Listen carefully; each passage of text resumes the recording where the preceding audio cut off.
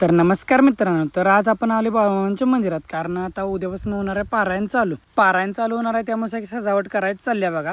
18 तारखेपासून हे पारायण चालू झालंय सगळं. आपल्याला ब्लॉग टाकायला जरा उशीर झाला या. तर मित्रांनो, विषय कसा आहे, आपल्या बब्याला आणि शौर्यला उन्हाला बांधला आणि खेळत कशी बसली होता का निवांत.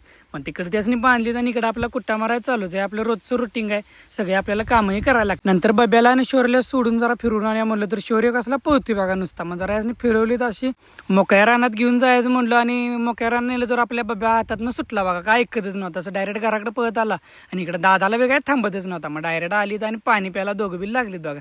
दोघांनी पाणी धावलं आणि नंतर त्यांनी बांधलीत. आणि नंतर आपला घराजवळ ट्रॅक्टरच्या पाठीमागे घेऊन आलो, कारण त्याला जोडायची होती आपल्याला टॉली. मग टॉली जोडाय घेऊन निघाली बघा. टॉली जोडली आणि आपला अविदादा काहीतरी ट्रॅक्टर घेऊन जाणार होता, त्यांचा काहीतरी मक्का बार. त्याला दिला ट्रॅक्टर आणि नंतर आपण आलो खोरी घेऊन, कारण आता भात पेरणी चालू झाली. मग आपलं भाताचं रान बी तयार करून आता घेतलंय. मग इकडे बांधाव आपल्याला ओढायची ती माती मग चालू केली बघा. बांधाव मातीवाडा बांध घालायचं चालूच होतं बघा.